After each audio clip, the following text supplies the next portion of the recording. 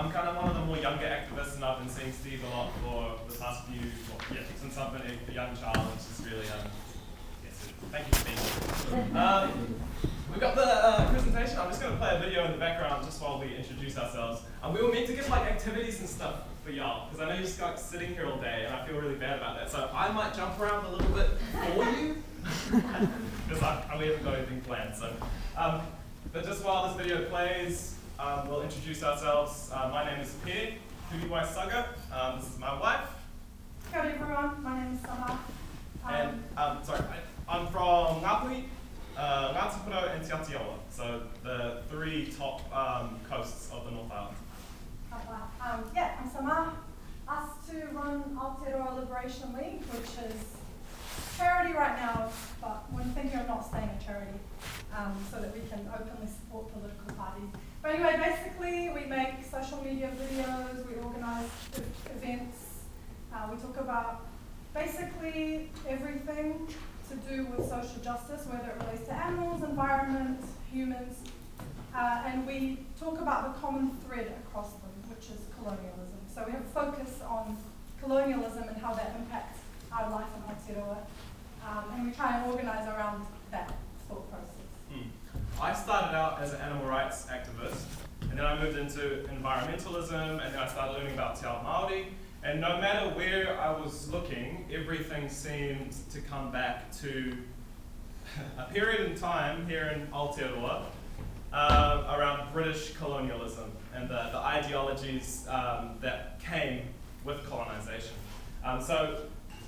We try to talk about colonisation as much as we can. It's quite a heavy topic, and sometimes quite a sensitive topic. When you bring up colonisation, people think you're talking about the past, and they're like, oh, why can't we move on? Why can't you just get over it and we can just move on with our lives?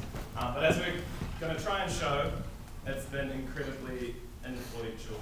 And if you guys want to see any of our mahi, we're on Instagram, TikTok, all those places. All right, what have we got? If this thing works. Come on. Oh, there's a lag. Hang on, guys. The previous one, yeah. Okay. So our talk today is called From Path to Pastures, How Colonisation Shapes Our View, How Colonisation Impacts What We Think is Normal. It speaks perfectly into Steve Abel's talk, because he talked about the need to change things. And one of the things that we hear all the time is that we've always eaten like this, right? We hear that all the time. We've always had meat and dairy. We've always eaten like this. The reality is that we haven't. This is a very specific type of food, and the reason that we are needing to change now is because there was already a huge change in our diet. So that's what we're going to talk about today. Yeah, I know. So, what is eating right? It's different for everybody. We've probably all got different ideas on what it means to eat right, and it can be quite confusing. And what we're trying to say is that there are things that influence our decisions. And for us here in Aotearoa, let's just ask, what do we think is eating right? Just shout out some people. Lovely grown food. Okay, that's a good one. What else? Organic. Why are we wanting to do this thing? That's more the question. Why would we eat local?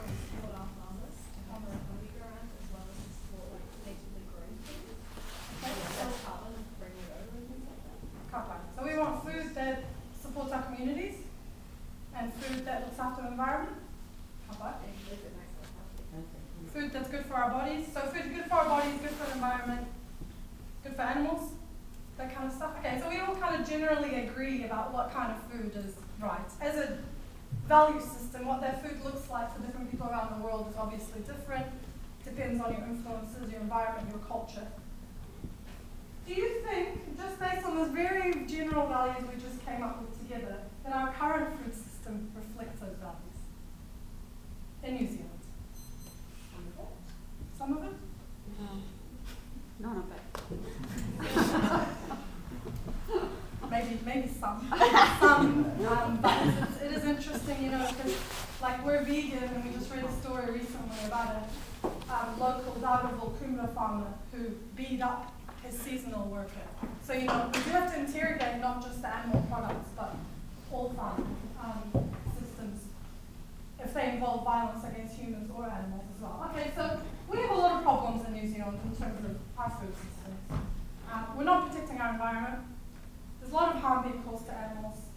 And we have a lot of health issues that come from the food that we eat. Yeah, I mean, if you just look at this. This is a top view of what our farms look like. Massive spaces, you know, this used to be native forests. Before we turned all this into these tiny little paddocks.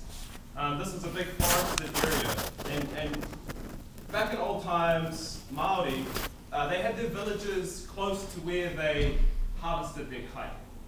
I mean, if you look around here, I can see there's like 10 houses or something. Like 10 houses in this whole picture. Everything is really, really spaced out because you need a lot of land for animal agriculture. So there's no communities. Where's your neighbor? You know what I mean? If you're a farmer and you live, where is a house? You live here, I guess there's a house here. But in olden day times, there would have been house here, house, blah, blah, blah, blah. You would have filled that out with houses, and then around here you would have been able to source your kai. But for these guys here, they need all of this space, Everything is crazy spread out, and it's really inefficient, and we'll get into that. So, the big cultural shift that changed what I just talked about here in Aotearoa happened in the 1800s, and that's when, I guess you could say, the worst parts of colonization started to happen for an Aotearoa. It's when the British, the Crown, came over to Aotearoa, and there's various reasons of why they came. We're not going to debate any of that today, but we are going to say that created a huge cultural shift. From Māori having sovereignty, tinoranga tiratanga, over themselves, their whenua, their customs and practices, and then this new entity, the British Crown, coming in. So just quickly, before we kind of get into that, does everyone have a vague understanding of what colonization means? So just a powerful group of people from one nation or culture going into another people's lands and forcibly taking over that land. And in the process, what they want to do is erase the pre-existing culture. They don't want their indigenous culture around anymore. They want to put their culture on that land because they want those people to assimilate into this new culture. And so part of colonization does mean erasing whatever was happening there beforehand. They don't want both things at the same time. Oh, that was for the slide. That's colonization. Okay, so during that time, the signing of Te Tiriti o Waitangi, hopefully everyone's learning about Te Tiriti o Waitangi, probably the most important founding document for our country today, Aotearoa, New Zealand. The main thing that happened, we won't talk about this too much, but the main thing that happened with the problem with Te Tiriti o Waitangi was there was a difference in the translations. The British Crown thought it meant this thing, Māori thought it meant something else, and that created a lot of tension, to say the least. But basically, it was meant to be an agreement where Māori are allowed to govern themselves, the Crown can govern themselves, and the Crown was not going to inflict violence or steal any more land to that point. That was the promise. Yeah, Māori were going to stay in charge of their own affairs. However, because of those differences in translations, the Crown decided to take matters into their own hands. They created laws that were unjust. They illegally confiscated land. They tried to enforce these laws over Māori, and Māori are saying, hey, we're still sovereign over here, we can do what we want. And then the Crown saw that as rebellion. And so they punished Māori, unjustly confiscated their land, things like that. And that's why we now have the Waitangi Tribunal for settlements, for reparations, for redress to Māori because of these past issues. So, you know, we're trying to make things right now. But that process, especially since Te Tiriti o Waitangi and the years that came after that, it caused a lot of change for this country. Not just for Māori, who had to leave their villages because they stole the land and they had to move, a lot of them had to move to the cities, a lot of them were left homeless, a lot of them got disease and died. But also a lot of change for the environment and other animals. That land that was stolen, it had trees on it, right? And in the trees lived animals. So when you're destroying forests to make paddocks, which was the main reason that forests were destroyed, you're actually destroying the homes of countless native animals. And then on top of that, there is also the farm animals now that are getting abused on this land. And so this massive change for everyone in Aotearoa and the animals that came. There's a level of disrespect, right, in terms of how things changed. We used to live in alignment with the natural world. But then with this new colonial worldview, we're trying to control nature as much as possible. We're trying to reshape the environment to suit how we think it should look. So this is an example of how communal gardens used to look for Māori back in the day. Just to give you a bit of a rough idea, if you take the same piece of land and you put animals on it, you compare that to horticulture or plant-based foods, you can create somewhere around 10 to 15 times more food for us to eat if you were to instead farm plant-based foods. And it makes sense, right? Because a cow is a very big animal. It requires a lot of food. So like we're growing all of this food, and then you'll be putting a cow on that paddock to then eat that food. And then you kill the cow to then eat the cow. We've like recycled the food and those nutrients through that animal, and then the cow is like a middleman in that situation. So what we're saying is remove that middleman, let's eat the food directly, because it's more efficient, it's more sustainable, takes the cow out of the situation, because we want to avoid cruelty and harm to other sentient beings where we can, right? And so if you can healthily eat plant-based foods, since it's more sustainable, it makes sense that we try and encourage that, or at least make that option available to people. So obviously a huge shift from paddocks, from this to something like paddocks. Yeah. So, On the perimeter.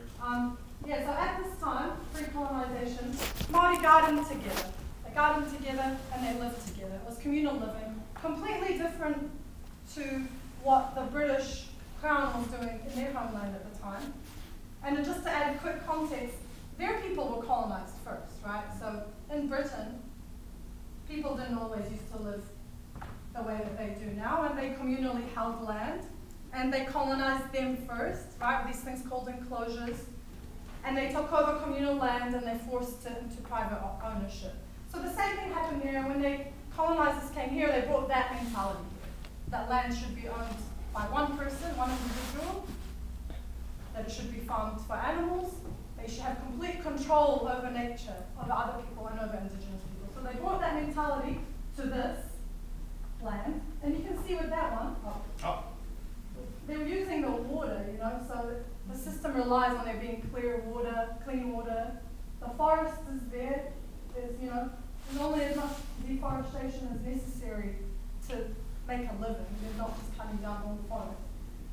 Then the colonizers came, and this picture of New Zealand changed.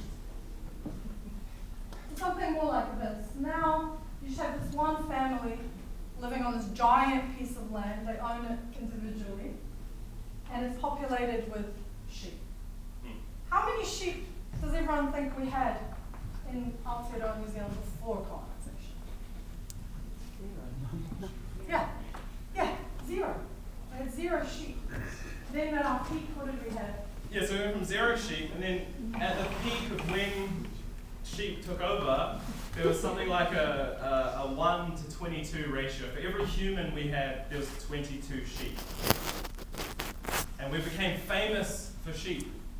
Like, we're now more famous for cows and dairy, but it started with sheep. It started with it started with wool, then it progressed to red meat once we figured out refrigeration, and then we could kind of ship it anywhere.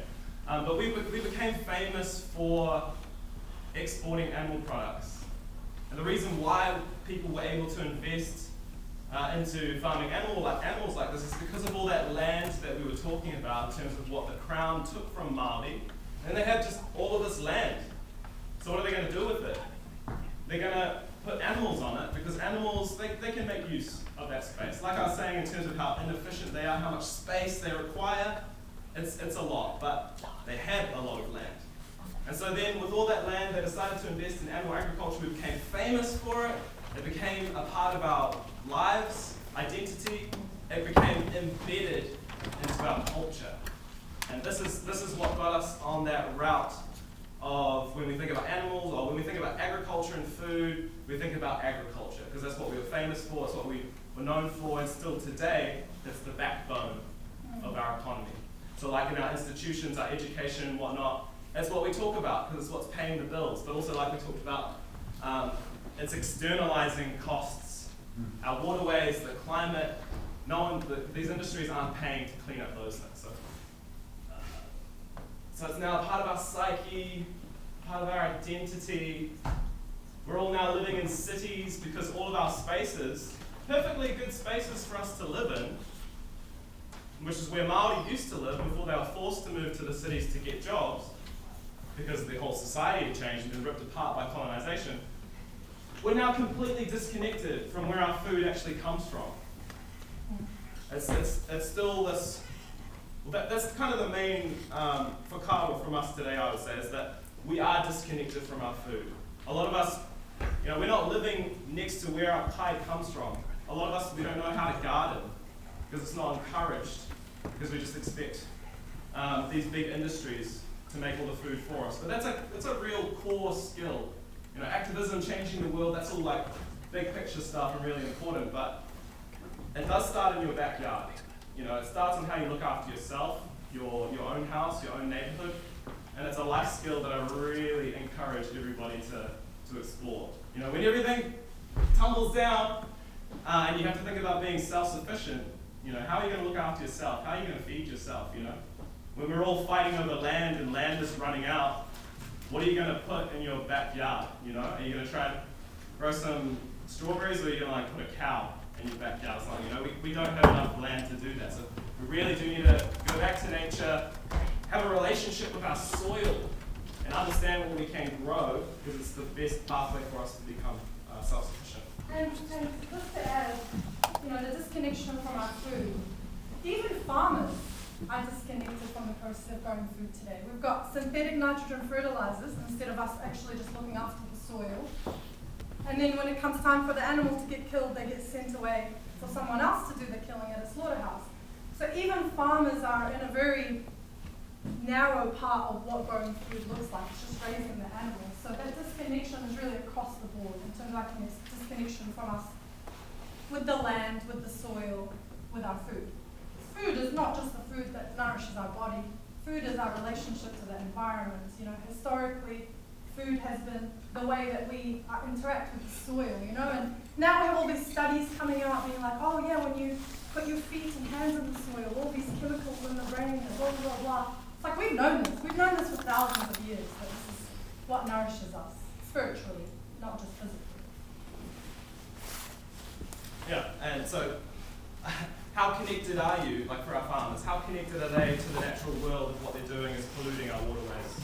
And the majority of our waterways are polluted. And of course, us in the cities, our city activities pollute our urban waterways, but urban waterways, they make up about 1% of the length of waterways, of rivers in Aotearoa. 1% is in urban catchments. About 40% is in farming catchments. And the majority of those waterways are polluted. So it just kind of irks me when people say, oh, what about the cities? It's so polluted. It comes from the farms actually. The end point of the pollution is normally our cities. The pollution from our farms, it runs all the way around the land, it comes into the cities, and then it goes out to the ocean. Because a lot of us, we like to put our cities around the ocean. So that's the end point for all of the pollution that is generally created by the farms. Of course, we have our problems in urban areas as well, but the majority of it comes from our farms, unfortunately. Yeah, driving around the country, it's very normal to just see signs being like, you can't swim. Can't swim. Oh. And I feel like this has changed even just in the time. We're getting the cut symbol. What's how much we got? 1 minute. Okay. To summarize the next few. At this time, when colonization was changing the culture of New Zealand, it really pushed this idea that New Zealand was the farm of Britain, and Britain bought all of our meat and dairy products for a time period. And so we advertised ourselves as a feeder of the world. And then keep going. We're still in that mentality today. We're still in that mentality of this is our identity, it's what we do, we feed the world. But when you say this is our identity, what does that mean? You're completely forgetting forgetting about that other identity, the indigenous identity that was here before colonization. That was only 200 years ago. And to say that farming is our identity now, you're completely erasing that there was this whole other culture beforehand. And so the point of our talk, we didn't even get to the We run out of time, that's all right. So the point of our talk is that we need to lean on indigenous worldviews. Here in New Zealand, we're very, very lucky to be able to look towards Te Ao Māori. Aspects from Te Ao Māori, I don't know if everyone knows about Rangi Nui, Papatuanuku, and how we all whakapapa back to the natural world. We are part of the natural world. We literally are the water, we literally are the soil. So we have to look after those places so that we can look after ourselves. So how can we embrace those thoughts? For me, it's around honouring Te Tiriti o Waitangi. Because Māori were always meant to have a seat at the decision-making table. The more indigenous values we have that underpin our society, from my perspective and what I know about Te Ao Māori, the better we're going to do. So just for a couple of examples, Ngāi Tahu, they've got a big settlement. They gained some dairy farms in that settlement process. And for some of those dairy farms, they've said that if they can't bring those farms into a sustainable practice, they're going to shut them down. Te Mana o Te Wai is a framework around freshwater policy. When you do anything to do with freshwater, you have to go through Te Mana o Te Wai, and that prioritises the health of the waterway first, the health of the people around the waterway, and then commercial activity at the very end. That's a Māori framework. And Rangi Nui Papatuanuku, the best pathway that I can see for us here in Aotearoa for moving into a more sustainable future is to honour Te Tiriti o Waitangi, bring indigenous worldviews into what creates our society. Bring more values from Te Ao Māori about how we are connected to the natural world rather than this colonial worldview of seeing animals, the natural world, as resources or products to exploit for our own private gain. Come on, I think that's it.